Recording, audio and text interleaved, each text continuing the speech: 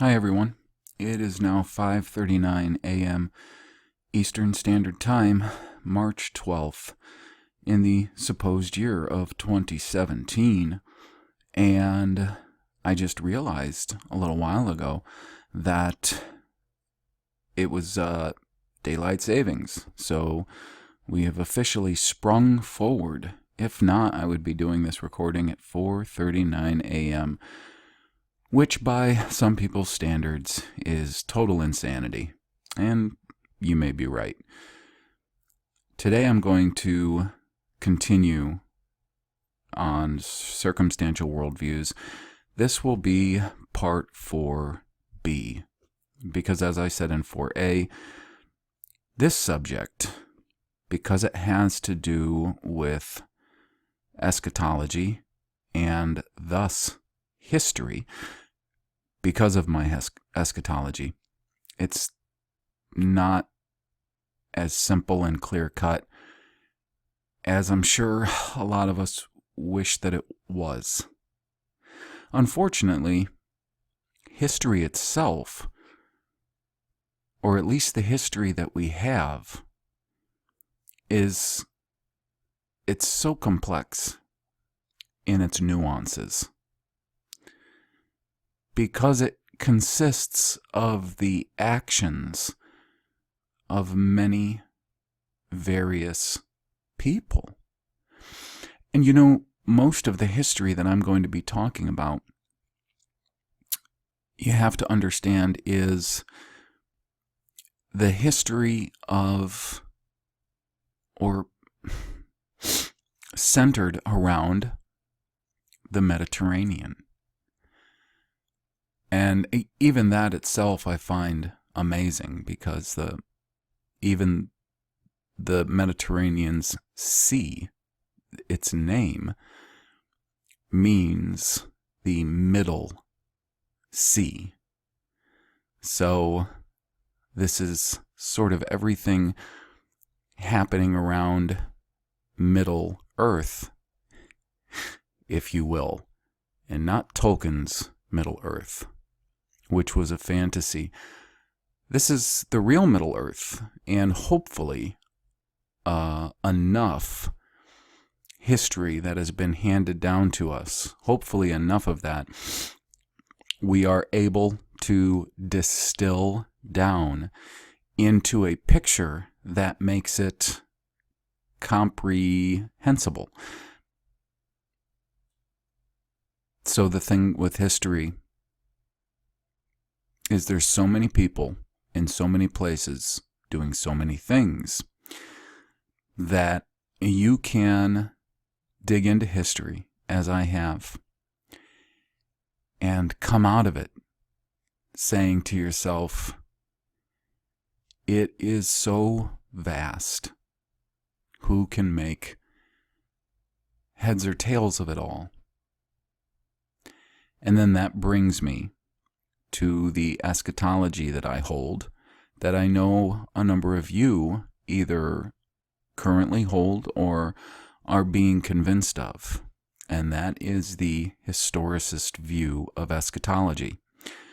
When I say historicist view, if you were to do an information search to find a definition of the biblical historicist view of eschatology, you're going to find a definition that essentially will say that the historicist view of eschatology, eschatology being prophecy of the end times, end time prophecy, or the things of the end, and we know it's been the end times since the advent of our Messiah, Yehoshua, Jesus.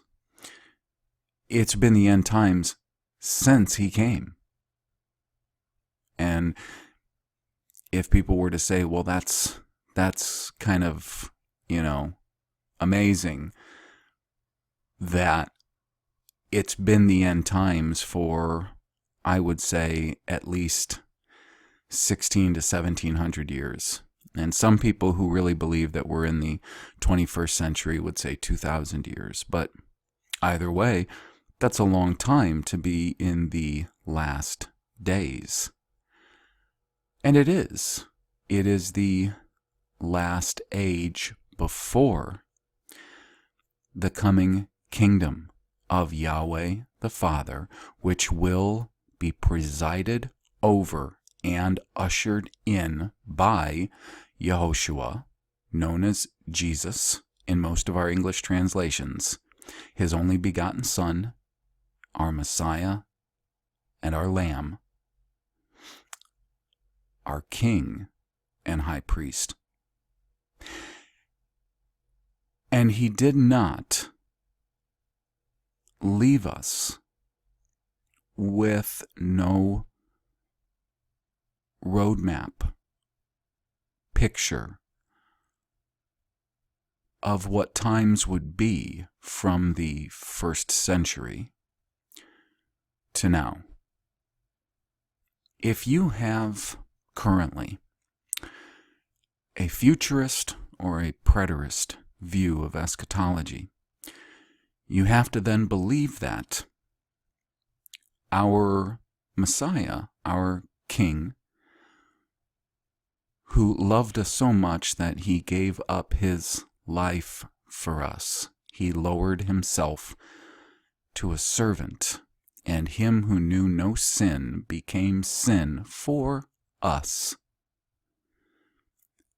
so that we could become the righteousness of God.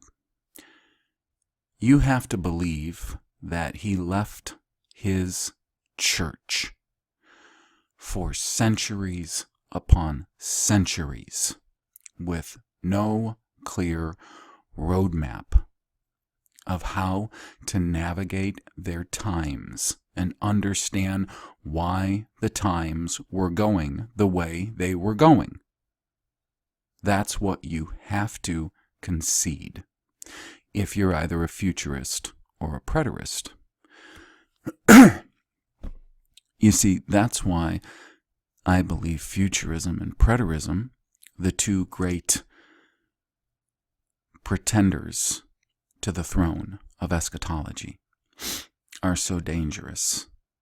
Because the futurist says that Antichrist has yet to appear and tribulation has yet to occur. And so thus, the history that has transpired since the 1st century is tertiary in importance.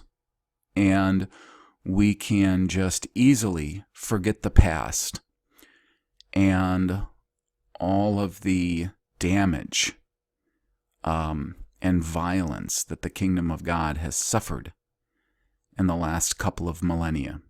We can basically push that aside, make it secondary or tertiary, because we are expecting all of this to happen ahead of us. And so, thus, we forget and don't even consider the essentially important role that the Roman Catholic Church, centered at the Vatican, and her agents, specifically Jesuits, Knights of Maltas, Dominicans, Opus Deis, and now the CIA and other alphabet agencies in this country, and this country, the United States itself, is playing in world affairs. If you believe in futurism, you are blind to these things. Some people who believe in futurism have at least enough sense to see the dark history that Rome and her Counter-Reformation, the Jesuits, have played. People like Alan Lamont and Eric John Phelps. And Eric John Phelps I'm not even classifying with Alan Lamont, because Eric John Phelps preaches a gospel of bigotry and hate.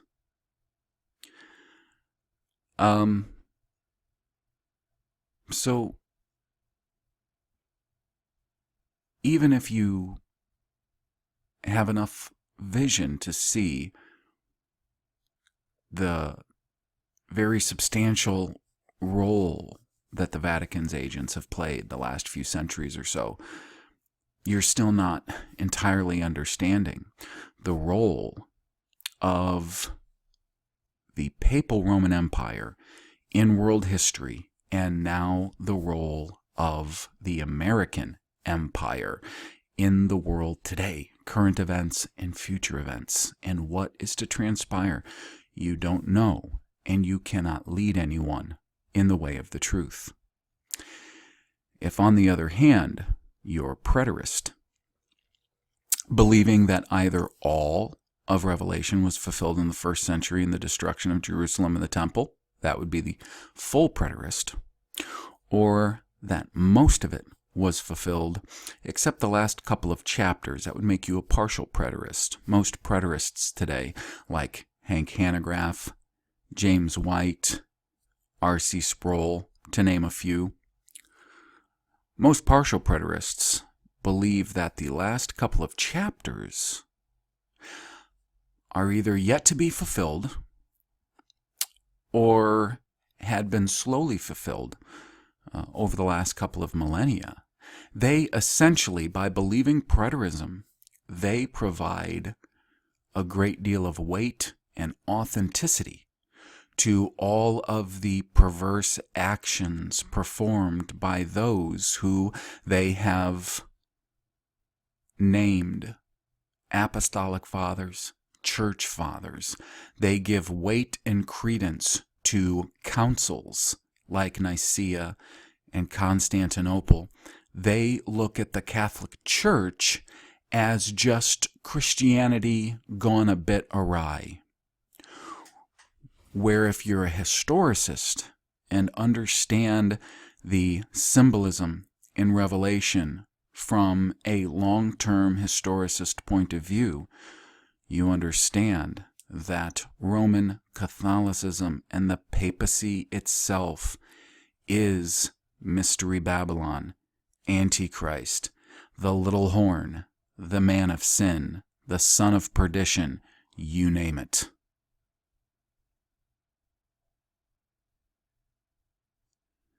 Those who hold the historicist interpretation of Revelation, and they are not just Seventh-day Adventists, though how grateful I am that the Adventists have kept this torch for well over a century now, even though their general council has strayed away from keeping these very important aspects of the historicist view of prophecy.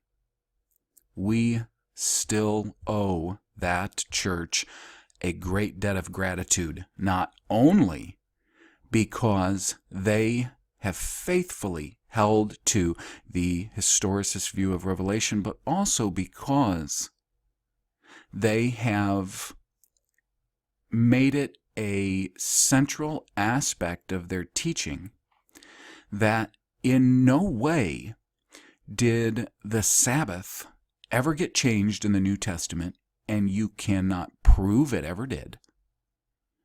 But also, I wish I could remind people of this continually. The new covenant that Yehoshua, Jesus, made in his blood. You remember when he's having the Last Supper, he passes around the cup. This is the new covenant made in my blood. That new covenant you can reference in Jeremiah 31:33. When Yahweh says, "This is the new covenant that I will make with the house of Judah and the house of Israel, that I will put my commandments not away." No, he says, "I will put my commandments in their hearts. I'll write it on their inward parts."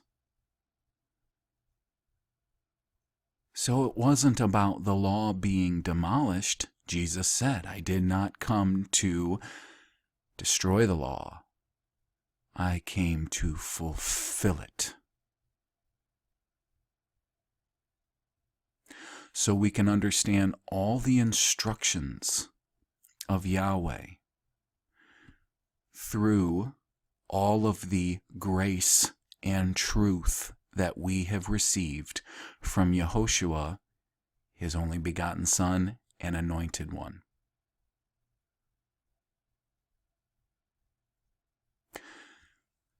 So I very much appreciate what the Adventists have done in those ways. But this doctrine of historicism, also the doctrine of Sabbath keeping, it's not an Adventist doctrine. They simply have been one of the few remnants that have held on to these things up until what looks like recently. And there's much trouble that is brewing and has been for some time in the Adventist General Council, if you want to look into that. Because, as I said, we owe, I think, great thanks to Yahweh the Father in our Lord Yehoshua, the Anointed, for keeping the flame of historicist eschatology alive. Now, I don't agree with every aspect of their eschatology. I've told you before that I don't agree with the doctrine of 1844. I know why they have it. I know why they hold to it. And I know that they use Scripture to prove this doctrine, although it is my belief that the Scriptures used to prove their doctrine of 1844, essentially it's the doctrine of investigative judgment. I disagree with them on that, and I disagree with them on a few other essentials. Of course, they would believe me to be wrong when I say that salvation is entirely a work of Yahweh the Father and has nothing to do with man. And that when he saves you and you're placed into the hand of Yehoshua, Jesus, our Messiah, he can't lose you, and he will raise you up in the last day. Their views in general concerning these things are different than my views. I would suppose, and we all hate labels, we do, but I would suppose you could say that they're more Arminian and I'm more Calvinist when it comes to soteriology or the doctrine of salvation. But I very much agree with them when it comes to this idea of eternal conscious torment and flame. I don't agree with that. I don't see it in the Bible at all. When you start understanding how many different words that the King James Bible and other Bible translators have used for hell, it's so wrong, this view that we have of this eternal conscious torment and flame. So we're right on with that. I believe we also agree on the doctrine of what people would call soul sleep. When man dies, you go into the ground. If you're listening to me right now, the day that you die, which will be sometime ahead of today, you will go into the ground if you're buried, or whatever they do with your remains. You will, as far as your conscience goes, you will know nothing until the general resurrection of the saints. That's the beauty of the resurrection. If when the saints die, they go up and happy-go-lucky party it up in heaven, the resurrection has got a little less impact. The Jews and Israelites of the first century would have known nothing of this go-to-heaven kind of doctrine. They would have very much understood, though, a resurrection. Because they knew when you died, you died. Go check the writings of Solomon. They understood that. The way I believe it works, except in various cases where there are exceptions made, and we know there are exceptions made in Enoch, in Elijah, and there may be more than we even know.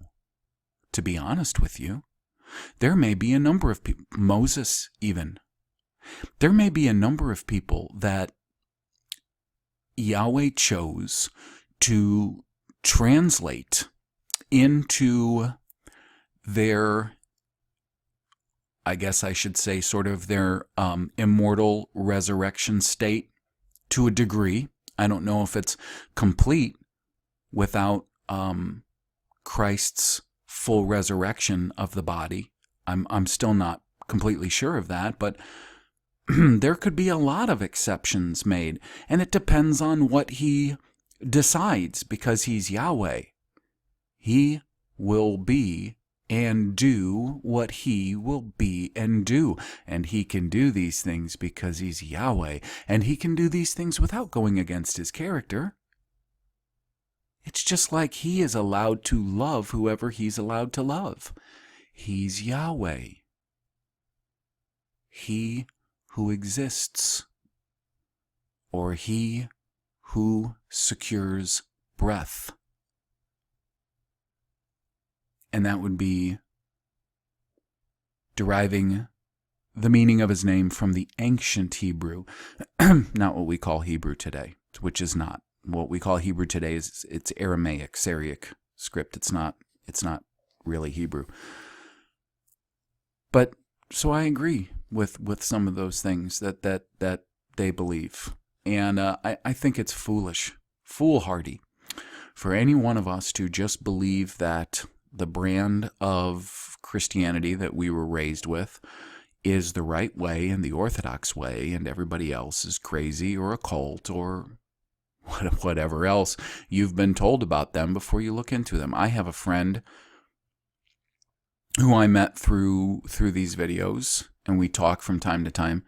And if he's listening, I got a new phone, and I was told I'd be able to keep my old phone number.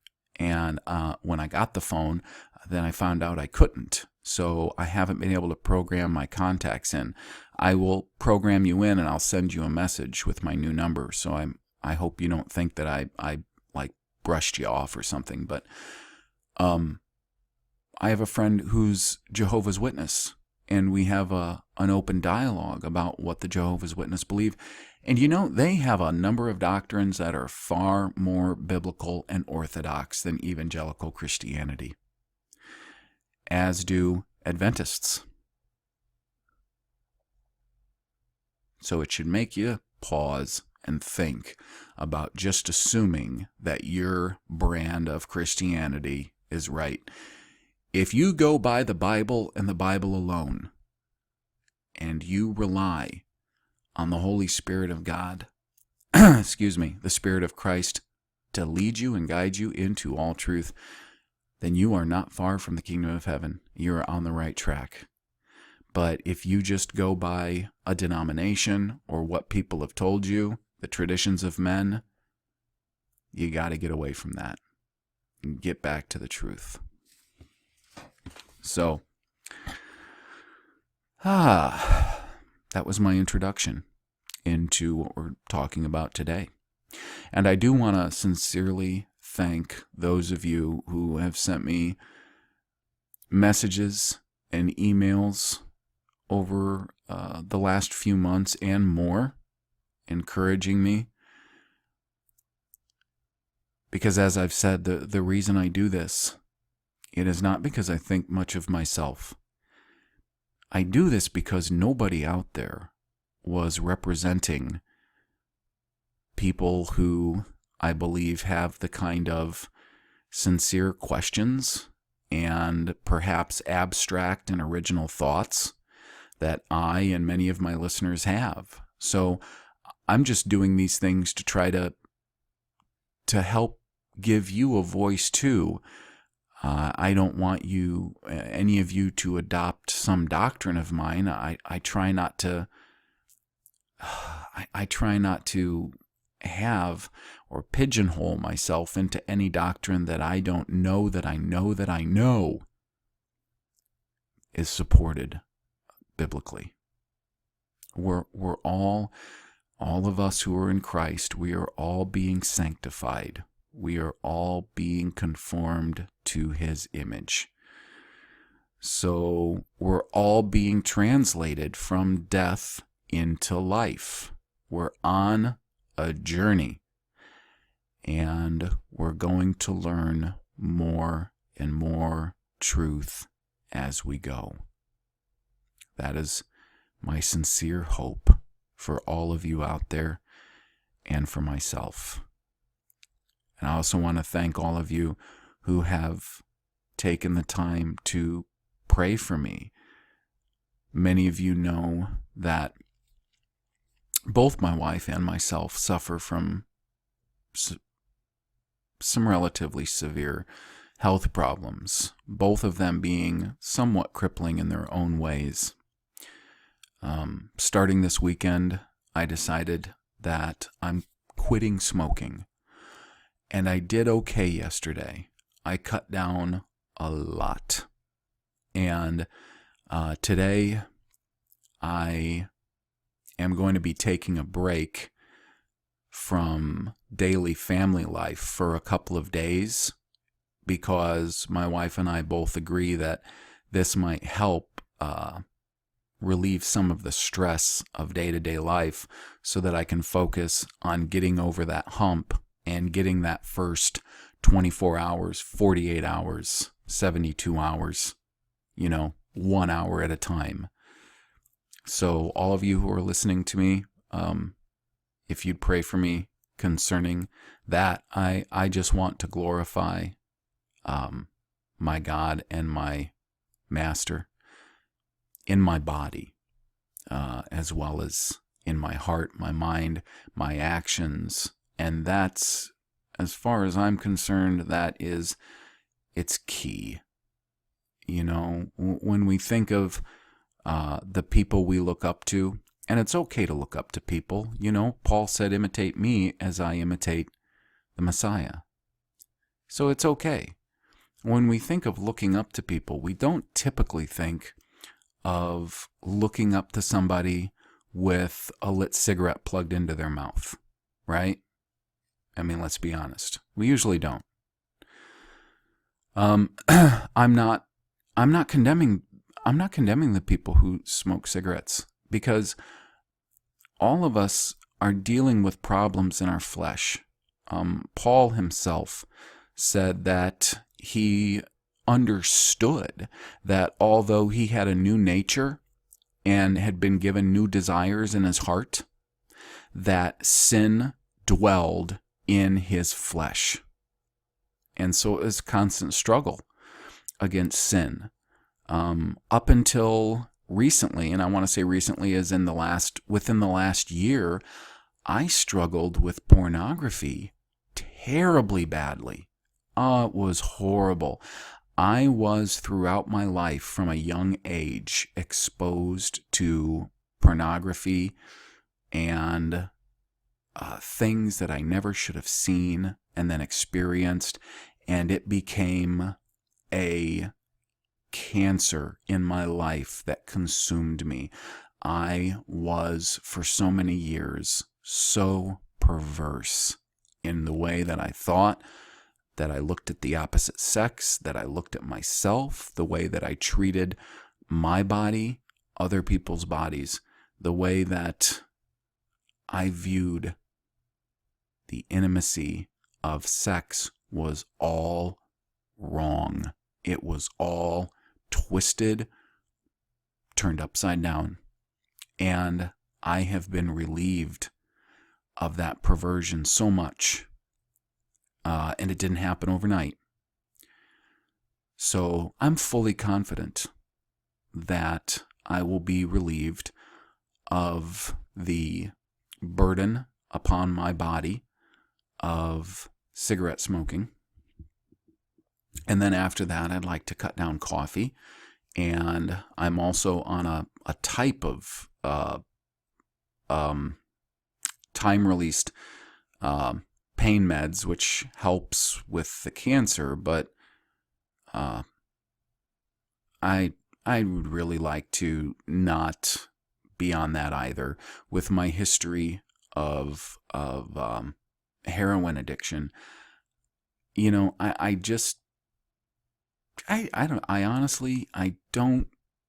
not in love with the idea that I need to cope with the pain of the cancer with that. And I would at least like to try to go without it for a while and see if the pain from the cancer spots is unbearable or not. I mean, I know that the pain is pretty intense and it phases in and out even using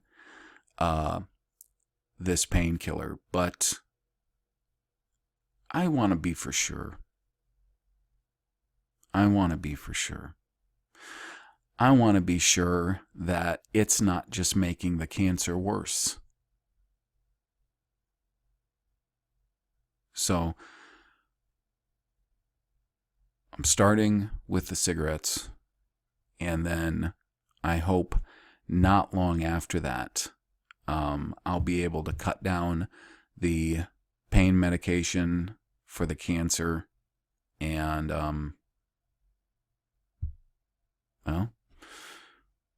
I think that the coffee just accompanies those things, really. It's just, seems like it does, like people who drink alcohol, and they smoke a lot more when they drink alcohol. I don't drink alcohol anymore. I stopped doing that quite some time ago. But I'm a man, just like all of you, and I have problems just like everybody else. But here they are, and I don't have the first problem with bearing them and asking for people to remember me when you pray, because the prayer of a righteous man or woman goes a long way with the Father. So, anyways, all right. On the screen, I have an image. It's a map of the area surrounding the Mediterranean.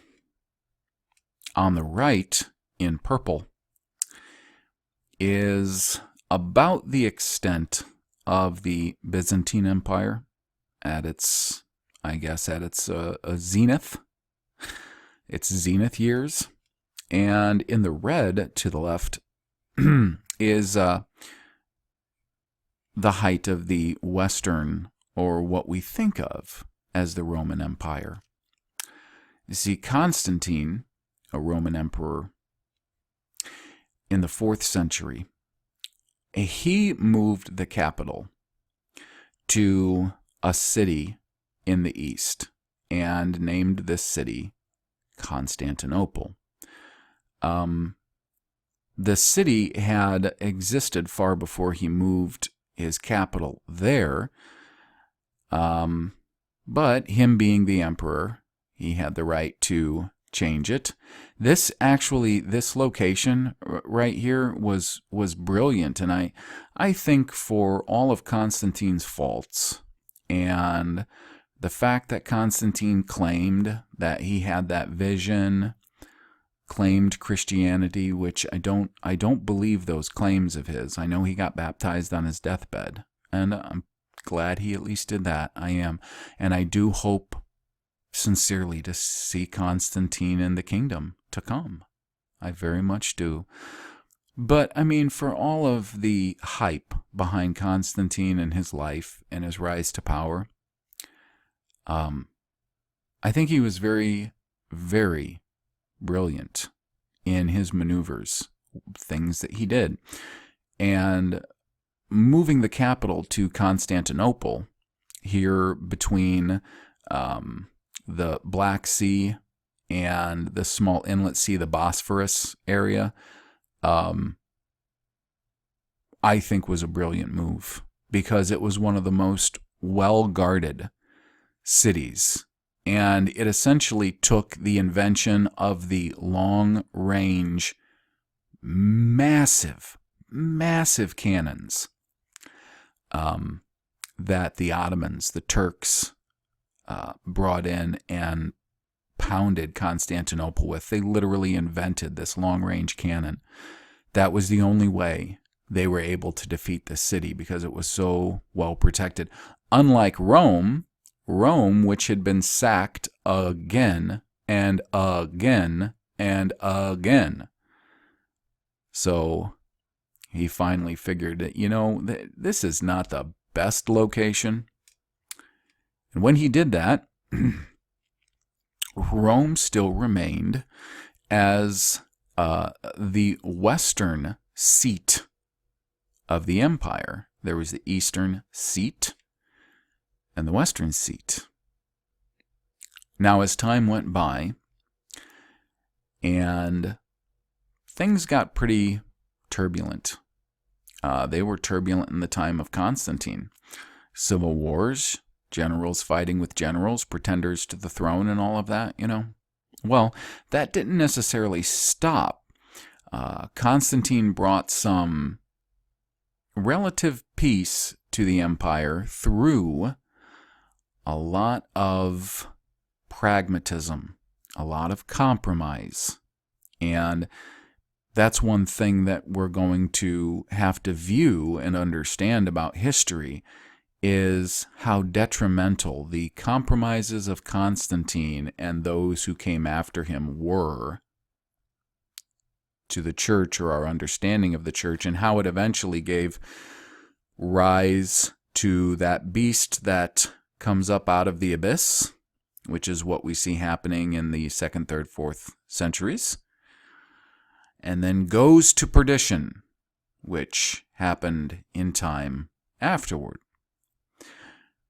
So there remained, from post-Constantine times onward, two distinct legs of the Roman Empire, the eastern leg being the Byzantine Empire, and the western leg, the Roman Empire, which became the Holy Roman Empire, a confederation. So, if you remember what I read from Daniel 2 last time, the statue, when he gets down to the legs, it's two legs of iron. And Rome is typified by iron. Two legs. Byzantium, Holy Roman Empire.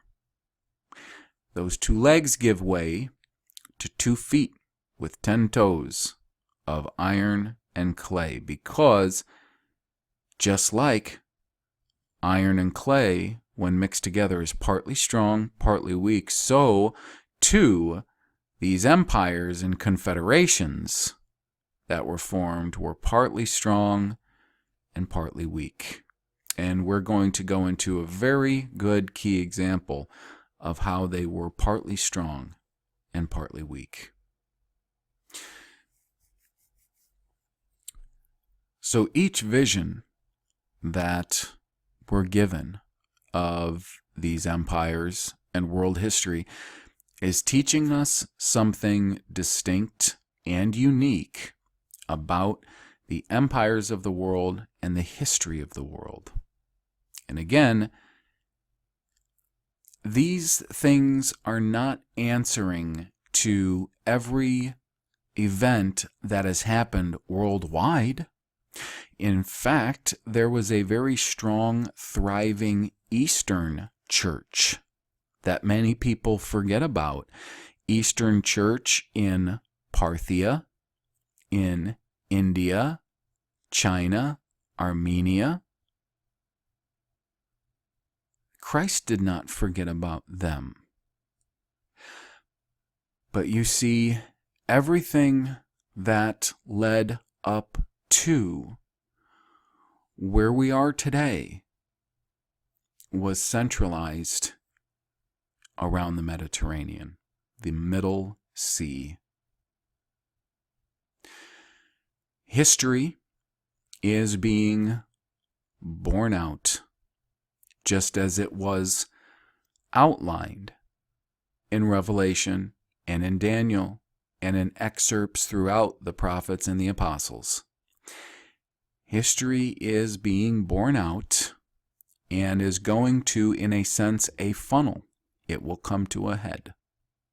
And eventually, thank Yahweh, our Savior will come and bring the kingdom of Yahweh here to this earth. And his kingdom is an everlasting kingdom. So, I'm very thankful for that. So what we're going to do, in that we consider that as Daniel saw that vision that King Nebuchadnezzar had in his dream of the statue with 2 legs of iron and then 2 feet of iron and clay with the 10 toes of iron and clay, that has played out historically in these empires.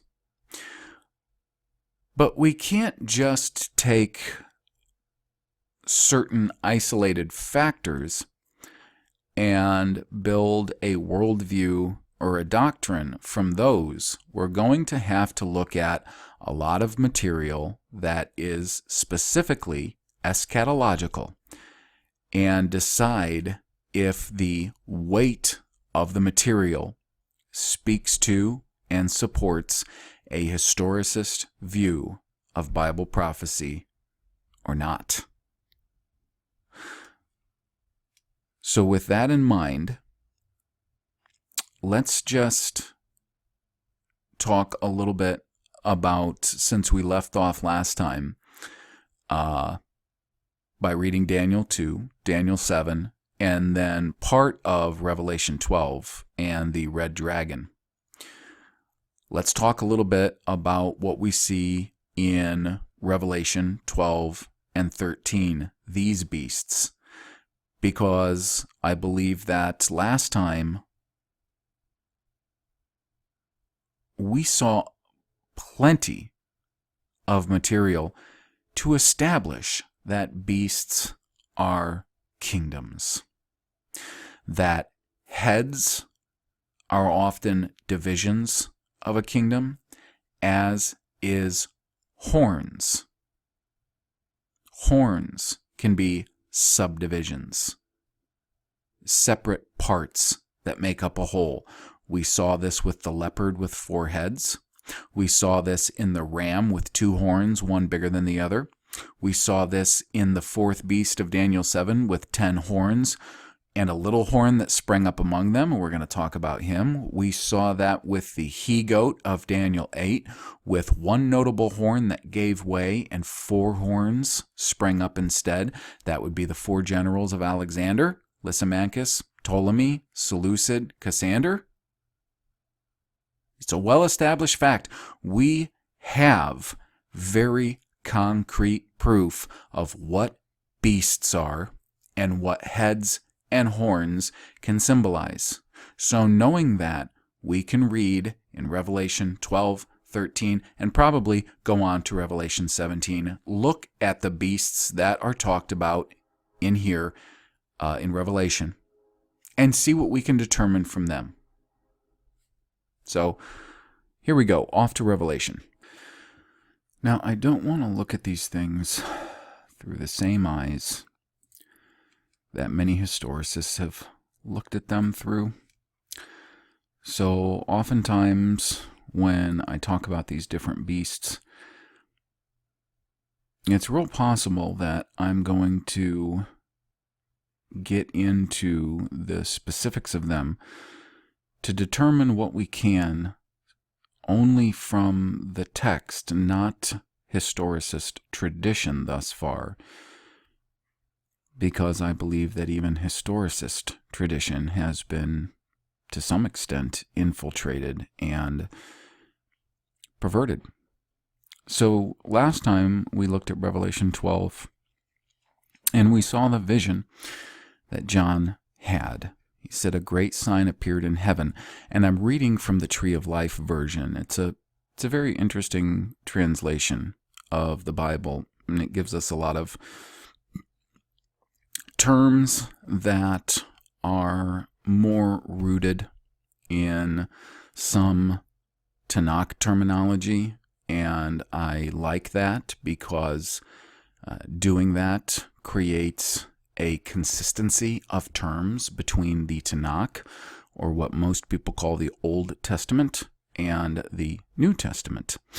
There needs to be that consistency of terms, and I believe that this idea that the original manuscripts were in Greek, it has for many centuries caused this disconnect. It's why we still think in Hellenistic terms. We got to get that out of our heads. So anyways, Tree of Life version. Now, he starts out with the woman who's pregnant with a child. And what I want to go to is when he says in Revelation 12:3, another sign appeared in heaven, a great fiery red dragon that had 7 heads and 10 horns and 7 royal crowns on its heads. And then it goes on to talk about his tail sweeping a third of the stars in heaven, cast them to the earth. He fought, Michael fought. Okay. And then after that, okay, the red dragon is thrown down to earth later on. And in that, there is a cry of woe. And in 12:12, when the dragon is cast to the earth and his angels, it says, rejoice, O heavens, you who dwell in them, because he's been cast out of heaven. He can no longer accuse the saints. Woe to the earth and the sea, for the devil has come down to you with great rage, knowing that his time is short.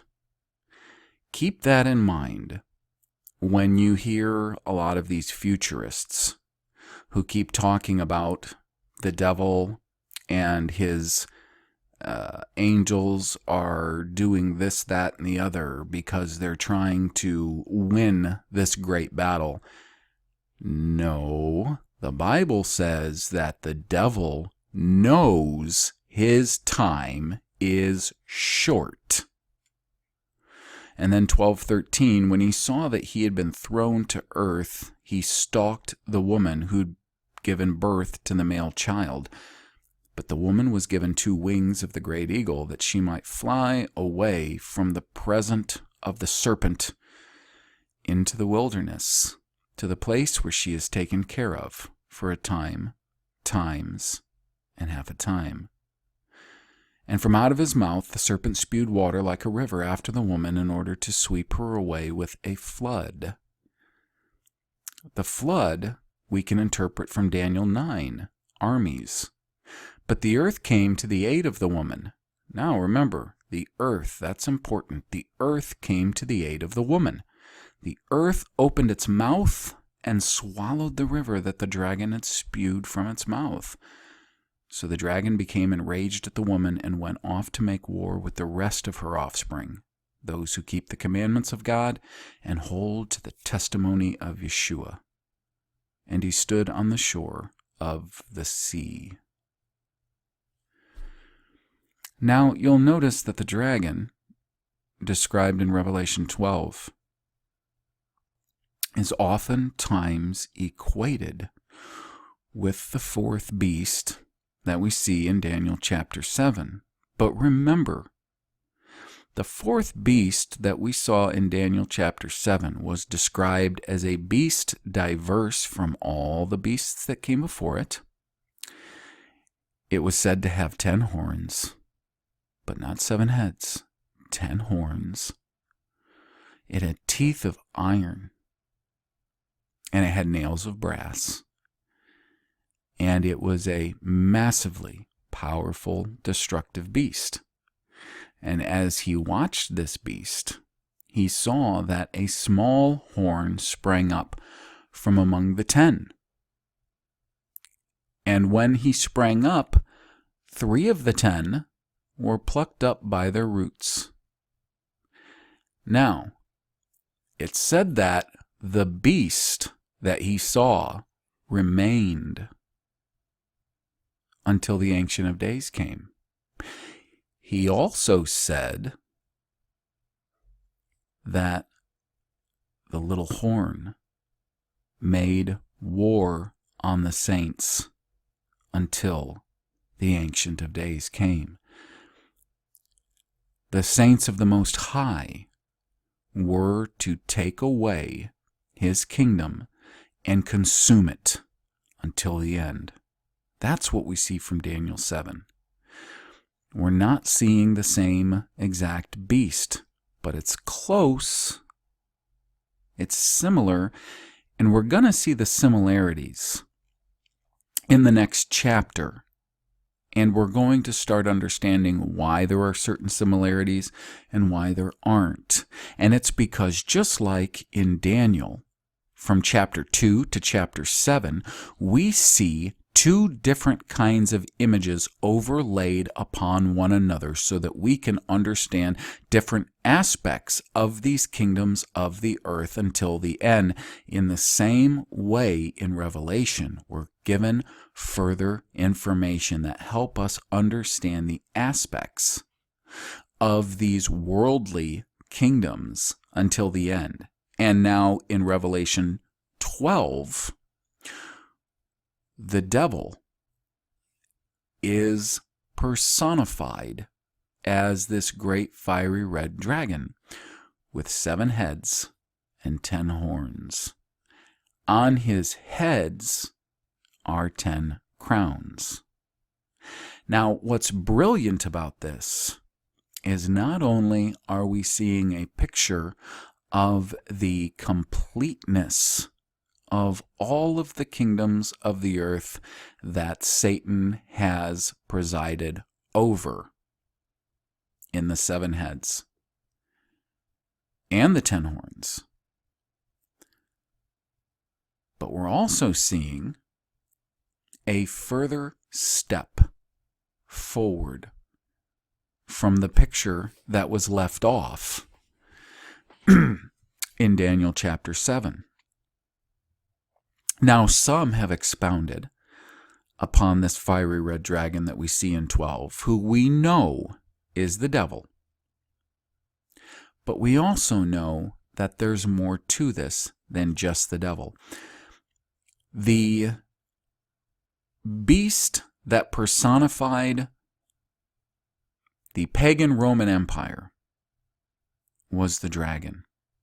And in fact, the dragon is associated with Rome again and again throughout the centuries.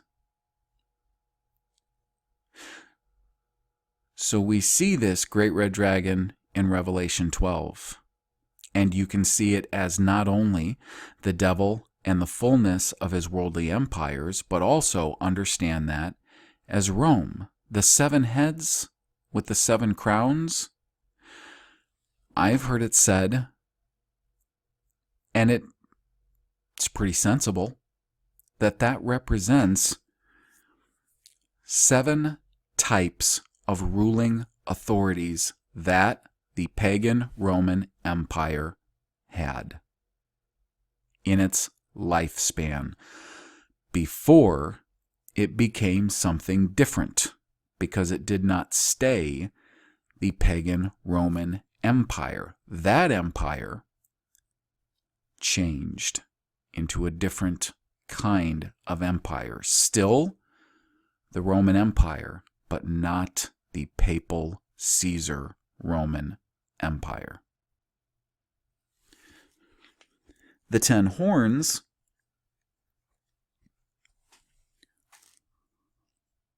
I believe the 10 horns are not only those 10 barbarian tribes that spring up and cause a lot of problems to the pagan Roman Empire and ultimately spell a lot of its demise, at least took away a lot of its strength to where it had to become a federation. But they're also going to represent the division of that federation from that early time in AD history until even the time that we live in. If you pay attention to a number of futurists, they'll show you a map of the world and show you how the world has been subdivided into 10 regions. And in fact, I believe that to be true, and the people who have divided it into that 10 regions is Rome. Those regions are presided over by the powers at the Vatican.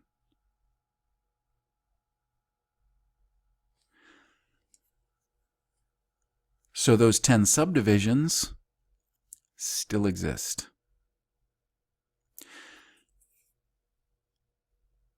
Now, we're going to have to see this same beast as the red dragon we see in 12. We're going to have to see that again in 17 and 18. And because we see it these 2 times in 2 very different ways at 2 very different times in history,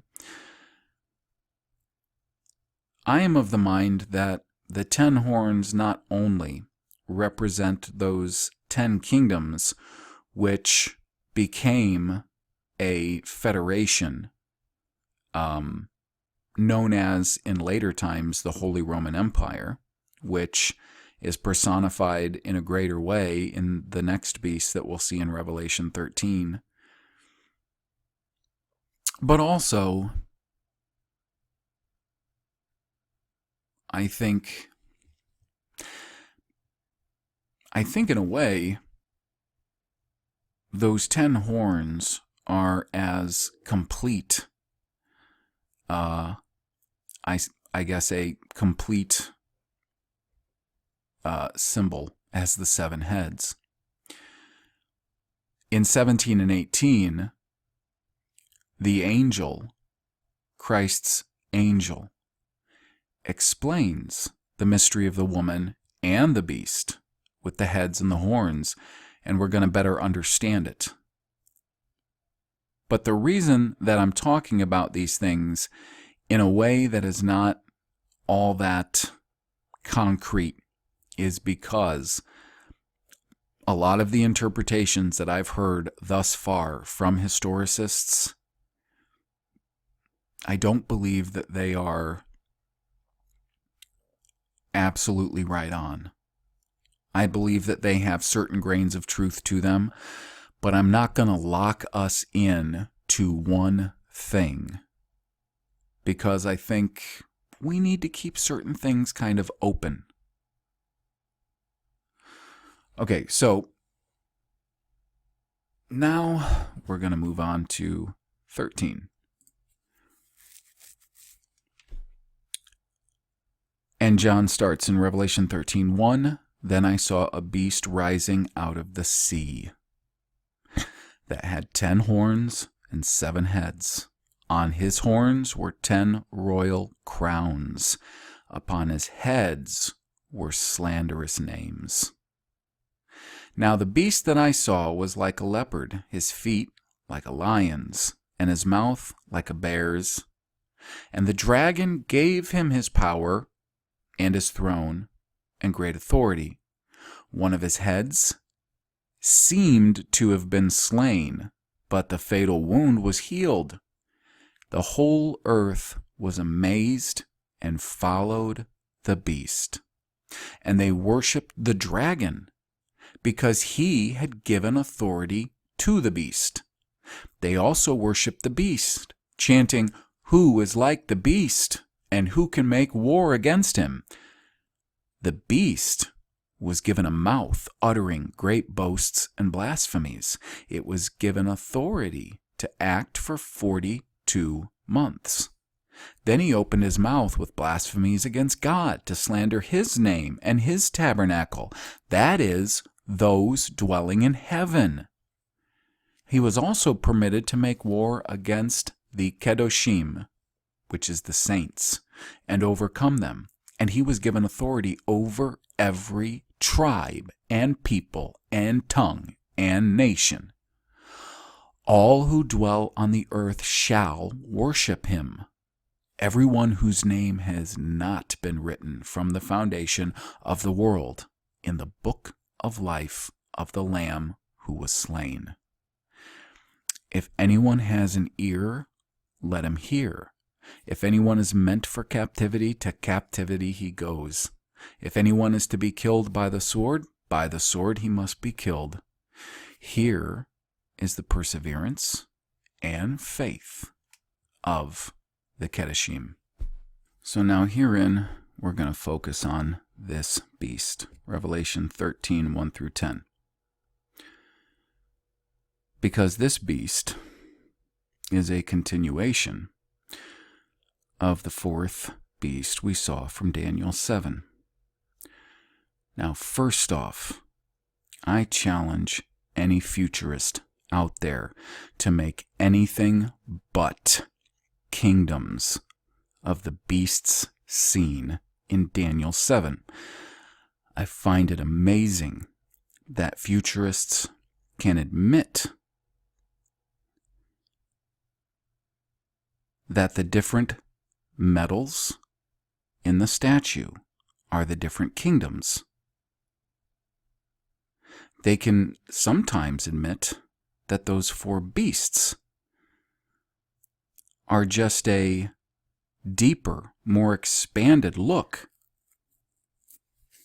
at those four kingdoms from the statue. But somehow they are unable to just see how that fourth beast never went away. When they talk about eschatology in their view, they always have to say they believe Antichrist will come forth out of a revived Roman Empire. Well, to say that assumes that the Roman Empire was ever gone. Where do you get that? Where do you see that? Do you not understand from Daniel 7 that that fourth beast and little horn make war on the saints until the Ancient of Days comes? You can't revive the Roman Empire. It's still in existence and always has been. And we find out more about it here in Revelation 13. If you stay with the consistency of interpretation, you will not lose the plot. But when you break the consistency of these interpretive symbols, when you break that consistency, you lose the plot. And there's no need to do that. It's simple. It's simple in the way that we keep seeing aspects of that last great kingdom that will rule the earth. But it's also very complex because we see different nuances of not only that final kingdom, but we also see nuances of the one who is behind it all, being the devil, typified and personified in the pagan Roman Empire. And we'll see him again, personified in all the empires of the world, from the time just after the flood until Yehoshua comes to bring in God's kingdom. If you understand that, according to history, the Roman Empire's never gone anywhere. You can read this, Revelation 13, 1 through 10, and understand what's going on here. So, just like Daniel, John sees from the vantage point of the seashore a beast rising up out of the sea, just like Daniel saw. The sea, many waters, they're interpreted. We'll see it later on in Revelation. This is many peoples, tribes, nations, languages, tongues. That is absolutely precisely what we see with the Roman Empire. That's what this beast rises up from, is this great sea of peoples. The Roman Empire sat upon so many different peoples, nations, languages, and tongues.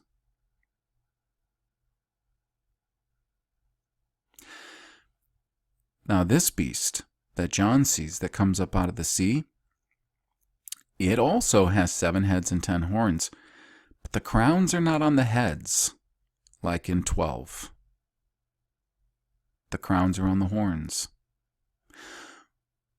We see what was called the Holy Roman Empire. That is what it became. After the time that powers were transferred, the power of Pontifex Maximus, the Caesar powers, were transferred to the Bishop of Rome. And now the mythology of it goes that, and this is what's accepted as standard, it goes that in 768, that Pope Leo III crowned Charles Martel, also known as Charlemagne, who was a Frank, as the king or emperor of the Holy Roman Empire. Now, struggles between the kings, because it wasn't always a Frankish king. It changed. It was often different kings of different horns or subdivisions of the empire who would be the Holy Roman Emperor, and oftentimes it depended on what the Pope said. And sometimes there were the king of the Holy Roman Empire tried to depose the Pope, and oftentimes the popes would excommunicate the kings. Do you see how it was partly weak and partly strong, just like iron and clay don't mix? There's so many aspects of this last empire which has spanned the ages, since before Christ's advent till now. So the crowns are on the horns. There were kings of these subdivisions of this empire, and there were a number.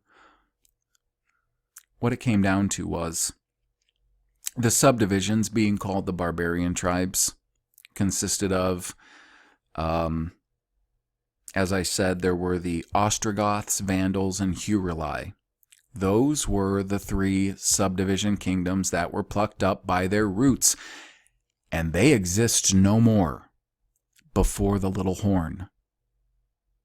And you look back in history, you'll see that the Bishop of Rome was appointed Pontifex Maximus by the current Emperor of Constantinople, Justinian. Just prior to that, 3 kingdoms before, subdivisions, the Huruli, the Vandals, the Ostrogoths, those 3 had been put down. And just before his taking of the seat of Caesar, it was the Ostrogoths. Besides them were the Anglo-Saxons, England, the Franks, France, the Visigoths, Spain, the Burgundians, Swiss, the Lombards, Italy, the Huns, Hungary, the Suevi, and there was... and I'm thinking, wait, Suevi was Germany. I don't have the list in front of me. But you can easily do a Google search and you'll see the 10 kingdoms that made up the Holy Roman Empire. So it says, on his horns were 10 royal crowns, but upon his head were slanderous names. The heads of the Holy Roman Empire were the popes. And they had slanderous names, even upon their heads, because at one time, before they tried to erase this, so that all of Christendom would not remember that they are the Antichrist, they had on their crown Vicarius Filii Dei, the vicar of the Son of God. Blasphemous names. The popes claim to be God's very representative on this earth. They deny the Father and Son with their doctrines. They put themselves in the place of God. They claim that their priests are your intercessor, when there's only one priest and intercessor for any Christian, and that is Yehoshua, Jesus the Christ. So blasphemous, slanderous names on the heads of this beast. Now, John says he saw, and it was like a leopard, and its feet like a lion, and his mouth like a bear. And the dragon gave him his power, his throne, and great authority. Well, remember back to Daniel 7. Preceding the 4th beast was a beast like a lion, Babylon. There was a beast like a bear, Medo-Persia. There was a beast like a leopard, Greece. The Holy Roman Empire, in its sociology, in its philosophy, and in its religion, typified, in a way, the best and the worst aspects of these previous kingdoms, and especially their religious systems. And we'll see that again when we get to Revelation 17 and 18 and how that manifests itself. So all of these aspects of previous empires it had adopted because it was very much pagan Rome's way to adopt what they saw as the best things about the different religions, philosophies, militaries, and anything else of the kingdoms they conquered. And it says, the dragon gave him his power and his throne and his great authority. Remember, the animal that was used as a representative for pagan Rome was the dragon.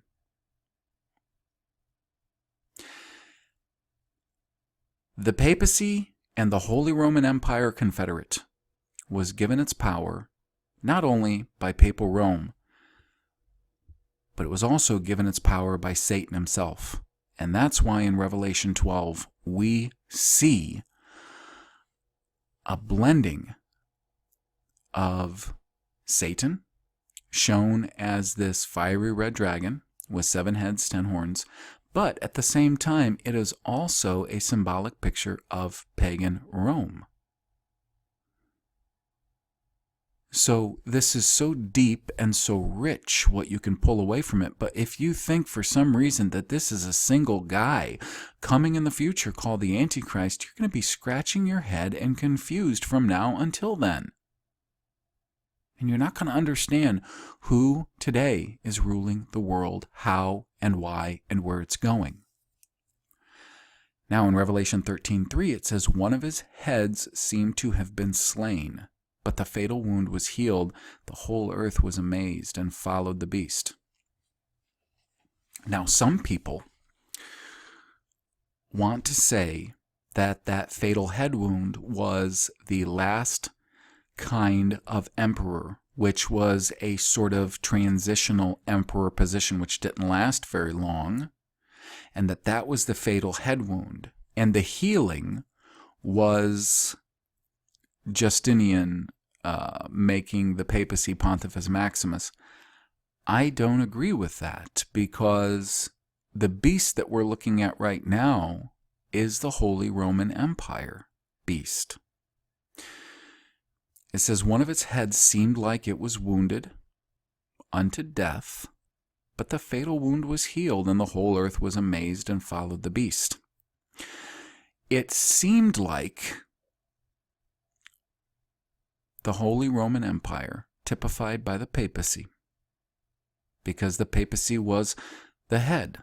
It wasn't the horns. It started out when it was the Bishop of Rome as being the little horn that came up from Daniel 7. But now it has encompassed the entire beast. Kind of like leaven. You know how leaven works through the whole lump? This little horn became the power and the heads of this beast. It has the same attributes of the little horn of Daniel 7, and we'll see that. And it says, one of its heads seemed like it had been fatally wounded unto death. And then that fatal wound was healed, and the whole earth was amazed and followed the beast. It seemed like in the centuries around the time of the Reformation, till what a lot of people point to as being the end of the 1260 years, which I do not currently believe that. They look at that as being the head wound. In fact, they look at Berthier's army, that's Napoleon's general, Berthier, marching into Rome and taking the Pope captive as the mortal head wound, the end of the 1260 years. I don't see that. It's possible that that's the head wound that's being talked about, but I do not see that as the end of 1260 years, because in Daniel 7, it says he made war on the saints for time and a half a time. Now we know that as 3.5 years. Prophetically, with a day-year principle applied, that becomes 1,260 years. The problem you have with this is that Daniel 7 says that it will make war on the saints until the Ancient of Days came. So somewhere in here, we've got some problems with our timelines and eschatology, but we're not going to get too much into that right now. All I'm saying is this. It very much appears to many people like Rome lost, well, let's say the papacy lost its power. It was given a mortal head wound. It seems that way. But that wound was healed, and the world marveled after the beast.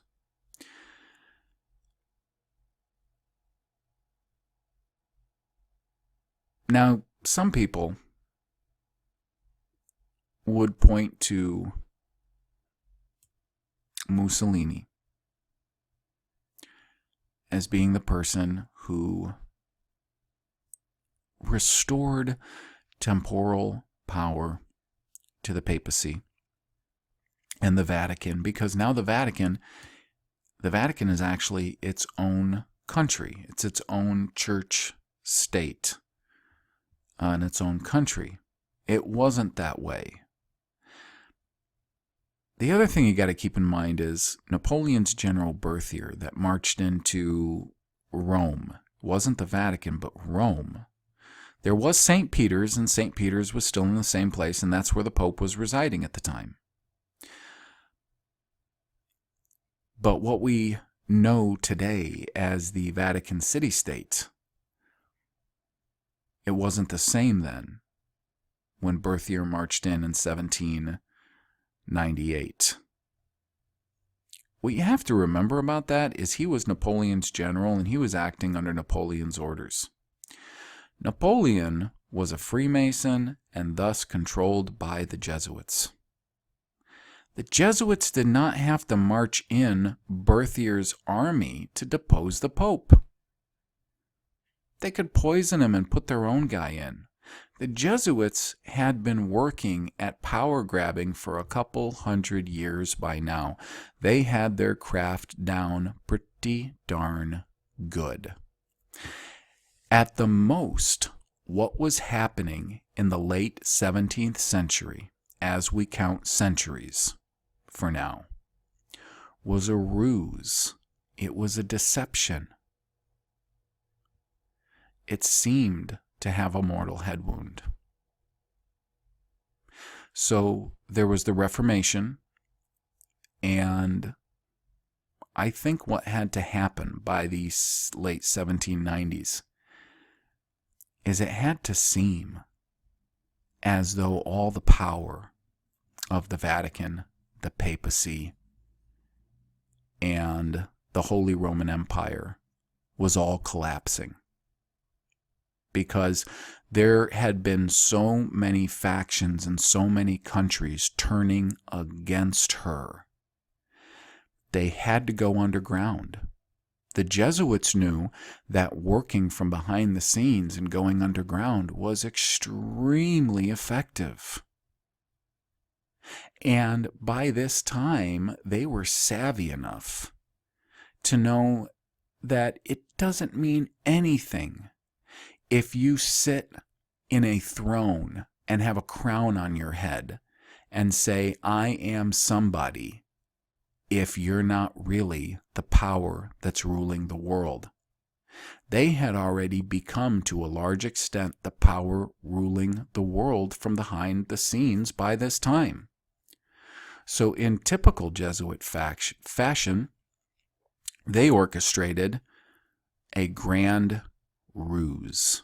And part of that was Berthier marching into Rome, taking the Pope captive. Part of that ruse was Ricci, the general of the Jesuits, around that time, before then, being imprisoned.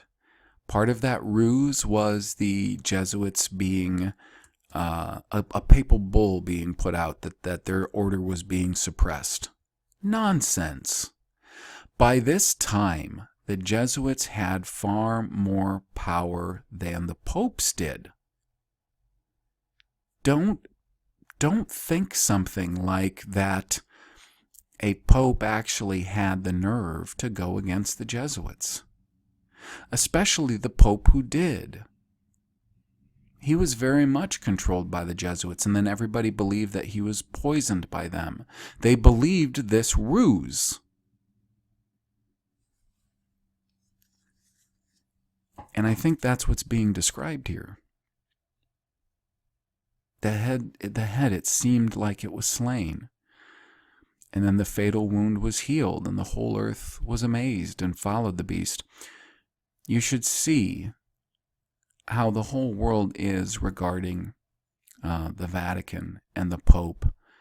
And I mean, people just think going to the Vatican is a great pilgrimage. And the way that the crowds mass outside of St. Peter's when the Pope is appearing, and the way that people watch in great anticipation when they're picking a new Pope, they watch for the smoke to come out of the chimney, and the world marvels after the beast. They're amazed by this beast. And then Revelation 13:4, and they worshiped the dragon because he had given authority to the beast. They also worshiped the beast, chanting, "Who is like the beast, and who can make war with him?" The whole world, whether we want to admit it or not, still operates on Roman law to this day. The laws of England were based on the laws of Rome. In my country, the United States of America, we are under Admiralty law. Admiralty law is Roman law. Look at our Congress. When you see the Speaker, when you see the President give his State of the Union address, notice how on either side of him, up in the air, very large, very predominant, is the Roman fasciae.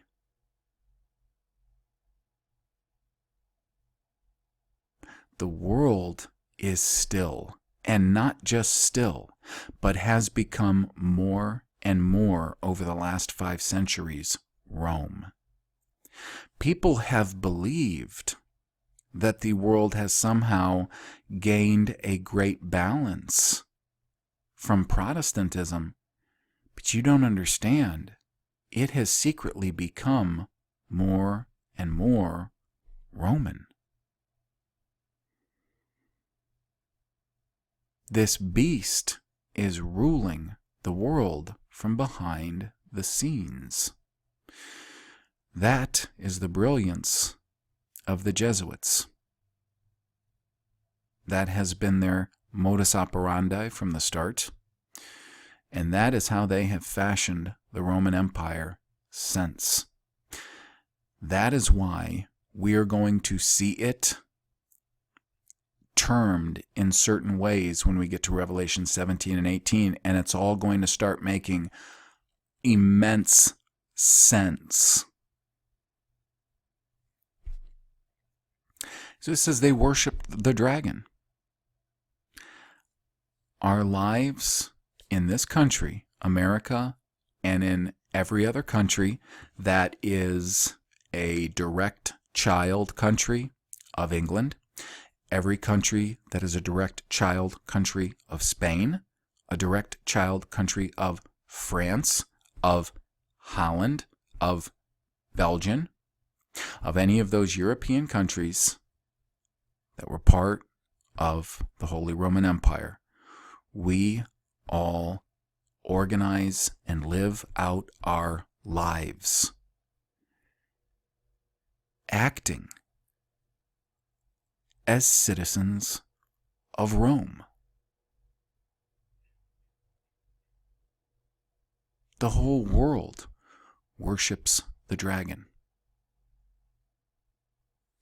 And not only have we all structured our societies and now impose that structure on the whole world, not only do we conduct our lives and the way we think and the way we act and the way we do, the way our right hand does, the way our forehead or mind thinks, after Rome.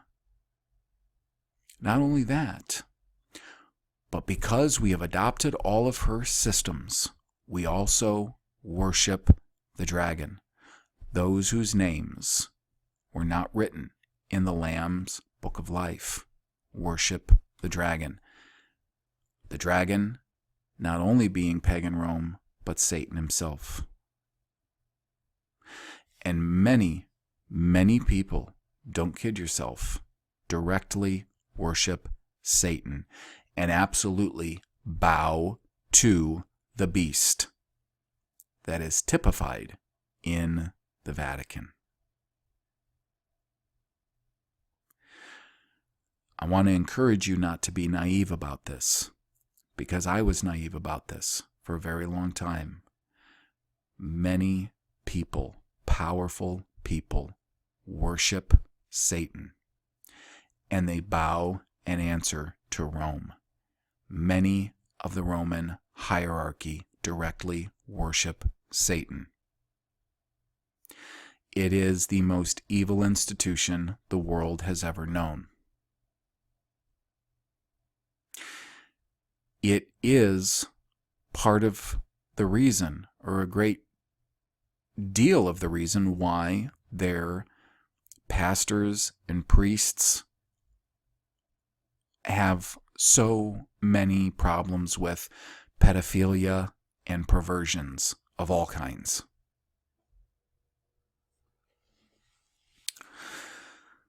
So then in Revelation 13:5, it says, "The beast was given a mouth, uttering great boasts and blasphemies, just like the little horn." It started with the little horn. That little horn with eyes of a man and a mouth, speaking great words and blasphemies. The beast here, Revelation 13:5, the beast was given a mouth, uttering great boasts and blasphemies. That little horn has become this beast. It has consumed the beast. It was given authority to act for 42 months, just like the little horn. This beast, just as the little horn. He opened his mouth with blasphemies against God. Absolutely. Papal bulls, canon law, the Catechism, Vatican I, Vatican II, Council of Trent. He opened his mouth with blasphemies against God. All of their official documents are blasphemies against God. To slander his name and his tabernacle, that is, those dwelling in heaven. Absolutely he does, and not only that, but consider the Copernican revolution. The Copernican revolution, backed by the Roman Catholic Church and carried throughout the world by Jesuits, who were from the early times always the astronomers of any court in the world. They are the ones who have foisted on the whole world this idea that Yahweh the Father is not seated above the heavens with earth as his footstool on this great plane, this realm that he has created. They have pushed this notion that we're on a ball that's spinning through space, which the word of Yahweh never says anything of the type. They have pushed this lie. He opened his mouth with blasphemies against God to slander his name and his tabernacle. Where's his tabernacle? We see throughout the book of Revelation, his tabernacle is in heaven. There's a heavenly tabernacle. That is those dwelling in heaven. He blasphemes against the heavens. The heavens, the sky, the firmament, is the handiwork of Yahweh. And they blaspheme it by saying it is empty space, when in fact it is a hard, fast boundary that Yahweh himself fashioned, that he sits above. Him, his throne room with his legions of angels, his tabernacle. They blaspheme it. He was also permitted to make war against the Kedoshim, which is the saints, and overcome them. He was given authority over every tribe and people and tongue and nation. And that is who they have authority over. The Holy Roman Empire had a great deal of authority in her time. But since the inception of the Jesuits, they have infiltrated and taken over every kingdom of the world. Now, they haven't done it alone. They've had a very special, super powerful agent that has helped actually take over all of these nations and peoples and tongues. And we're going to talk about that entity here soon. And it says, all who dwell on the earth shall worship him, everyone whose name has not been written from the foundation of the world in the book of life of the Lamb who was slain. And worship is the way that you think and the way that you act.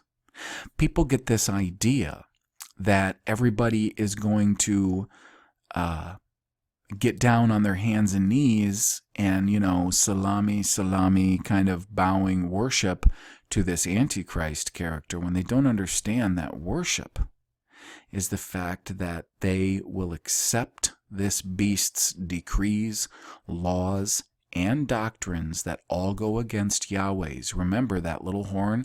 It shall think to change times and laws.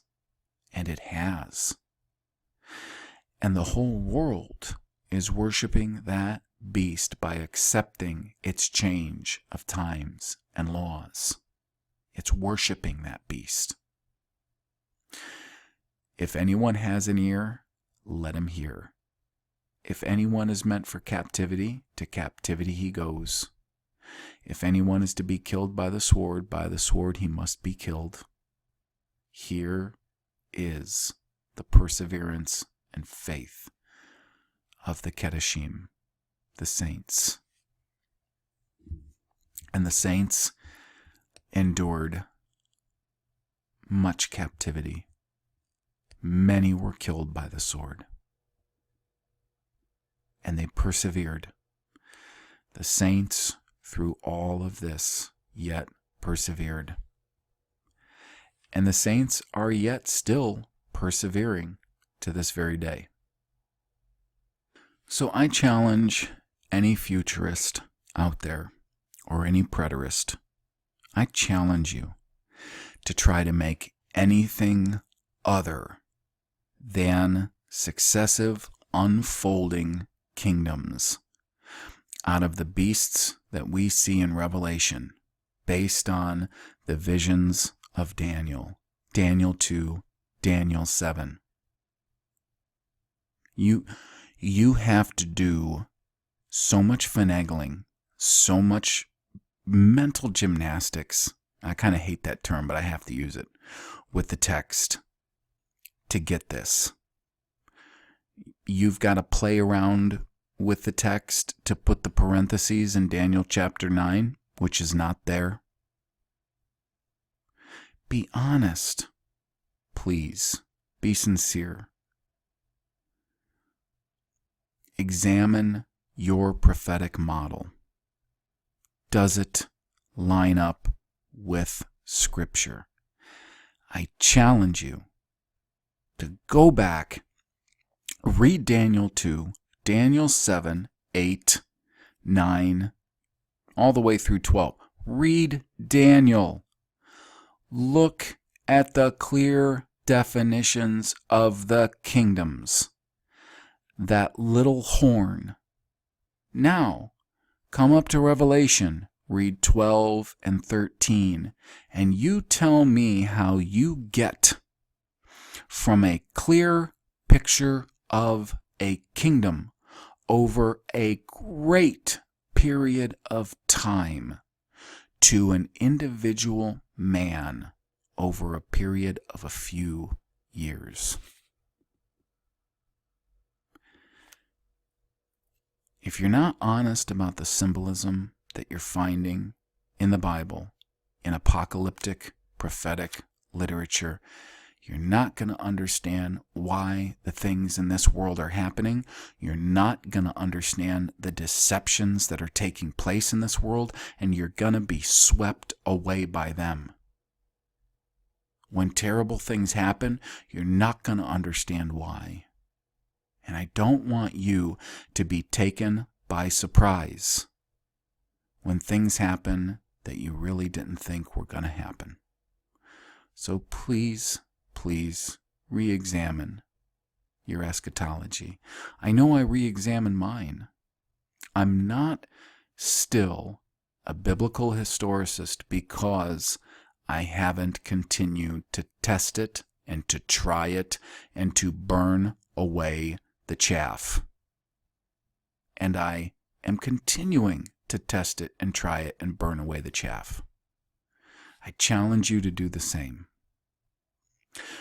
So next time, we're going to consider the second beast in Revelation 13, and we might get to this definition of the whore and the beast in 17 and 18. I want to try to make this sub-series of circumstantial worldviews no more than 3 to 5 parts. I don't know. I don't know where it's going to end up. It's going to end up where it's going to end up. But, I want it to end up at the place of truth. I don't want it to end up like, well, this is my preconceived model of eschatology that I haven't tried, that we're not going to question when it doesn't seem to line up, which is exactly why when we were going through Revelation 13:3 about the head that seemed to have been slain, I had to tell you, well, there's different ideas about when this event happened by different people. And I believe in time, as more and more saints come to the understanding of the truth about eschatology, one or more of you are going to help me better understand these things. That's the way it's going to work with us in the Philadelphian church.